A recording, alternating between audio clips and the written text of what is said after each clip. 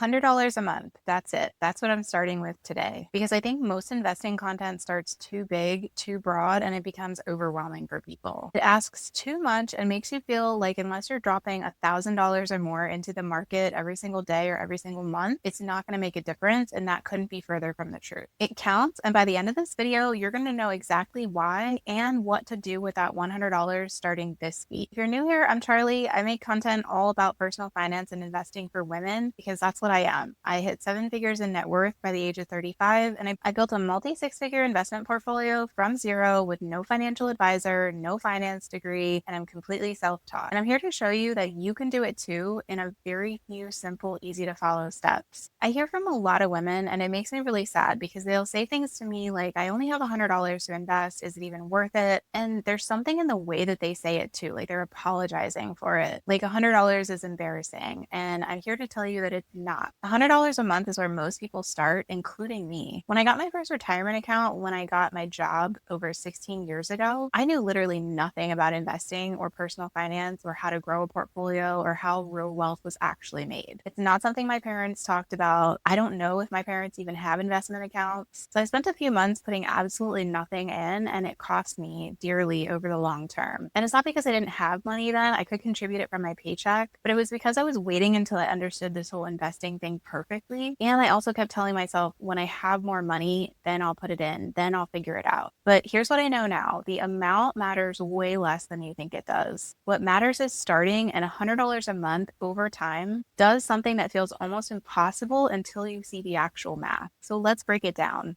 $100 a month. You put $100 into an investment account. Doesn't matter if it's a 401k with your employer, private Roth IRA, or traditional IRA, or even a taxable brokerage account. You put it in every single month automatically and don't think about it. It just goes. At a 10% average annualized return, which is what the S&P 500 has done over the past 100 years, here's what $100 a month builds.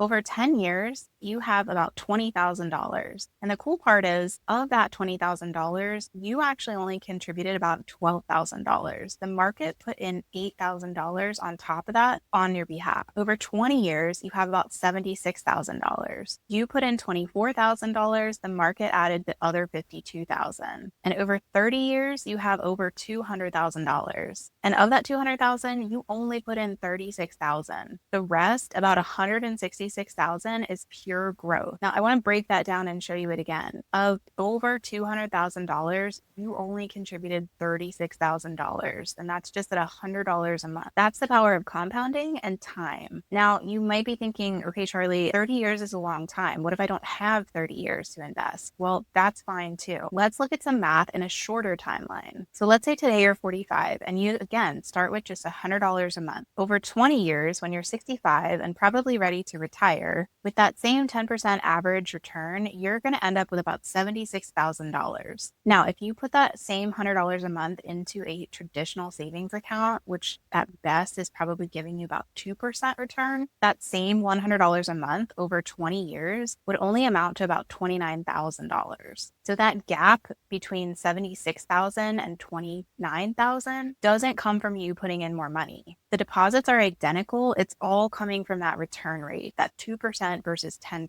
And it all depends on where you put it. So that's the whole argument for why I encourage people, especially women, to put their money into the market. So let's break it down in plain English, what exactly compounding is doing here, because I think it's super important that you understand. Let's say that 10% average return is what we're working with. So in year one, $100 a month, you put in $1,200 total for the year. That's about 10%. Then in year two, you not only earn returns on the $1,200 that's already sitting in your account, you also earn returns on the $120 that you earned in year one. So essentially, your earnings earned earnings, or your money made money. In year three, the same thing. Your returns make returns, and so on and so forth. This just keeps going like a snowball effect, where every year the base gets a little bigger and therefore your overall returns become bigger as well. So the reason this is powerful isn't the return rate. The 10% per year is not some exceptional number. There's a lot of people out there that will get way more than that, but it's a historical average. And it's pretty much widely available to anyone who wants to put their money in the market into a low-cost broad index fund, something like the S&P 500 or the total US stock market. The real reason that compounding builds wealth is time.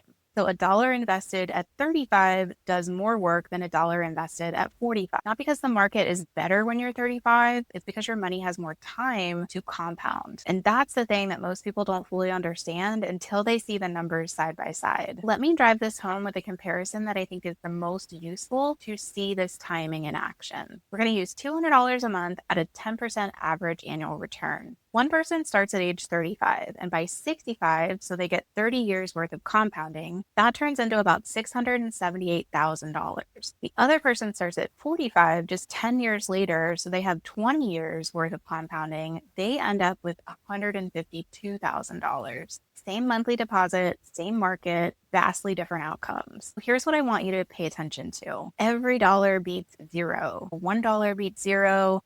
$100 beats zero. $100,000 beats zero. Even if you're 55 and you haven't started, $100 a month isn't some consolation prize. It's going to turn into real money that you can use in retirement or for whatever else you want. It turns into security and it turns into options that you wouldn't otherwise have. So that 45-year-old that turned their $200 a month into $152,000 by the time they were 65 is not someone who is too late. It's the outcome of somebody who actually started. So the best time to start was 10 years ago. The second best time to start is right now. Not when you understand it perfectly, not when you think the market is going to be better, not when the headlines tell you now is the time to invest. It's right now. Okay, so let's end this with, let's say you're convinced. So you're going to put in $100 a month. Where do you actually put it? So there's 3 simple steps. Step number 1 is to open a brokerage account. You can do this with reputable companies that include Fidelity, Vanguard, or Charles Schwab. I personally use Fidelity. This video is not sponsored by them. I just simply use them and like them, and their customer service is top tier. But regardless of which one you pick, they're all legitimate. They all offer low cost, broad index funds. The account opening process takes about 10 minutes and it's completely free. You'll just need your social security number and a bank account to link it to. Then step number 2 is to pick one investment. So I recommend starting with a low cost, broad, diversified index fund, something like an ETF or exchange traded fund that tracks the S&P 500 or the total US stock market. Examples of this would be ticker symbols BOO or VTI. So you're just going to search for those within your account. You're not going to pick 10 funds. You're not going to pick any individual stocks or companies, just one fund. When you buy an S&P 500 fund or you buy a total US stock market fund, you're buying a very small piece of either the top 500 performing companies in the US or the total number of companies within the entire US stock market, all in one click. So the beauty of this is instant diversification. If one company has a bad year, the other companies may prop it up and you can still get consistent returns over time. If the US market continues to grow over time, which historically it has over every 20-year period on record, so does your investment. You're not betting on one company, you're betting on the whole market. And step 3 is to set it to automatic. So this is the step that most people skip, but it's the most important one out of the 3. What you're going to do is you're going to set up monthly automatic recurring investments or contributions from your bank into the one fund that you just purchased. So it's going to be $100 every single month, the same day of every month, and then you don't touch it. You just walk away. And the reason this matters so much is because we're all human and it removes the emotional decision for us of actually investing and the fact that we have to remember to do it. So you don't have to check whether the market is having a good week or a bad week. Who cares? Doesn't matter. You send the money, the transfer happens, the shares are bought, done. And time does its job. So that's it. That's the whole plan. 3 simple steps to get you started on your wealth building journey. Before you leave, I want you to do one thing for me. Head to investor.gov/compound interest. It's totally free, and put in your actual amount that you can reasonably contribute on a monthly basis. Use a 10% return rate and put in 20, 30, 40 years, whatever amount of time you have to invest that money into the market, and then hit calculate. It'll spit out your specific number, so then it becomes your actual timeline. And I want you to write that number down, not as like a motivational exercise, but as your actual timeline. Then I want you to subtract just 1 year from that timeline and run it again,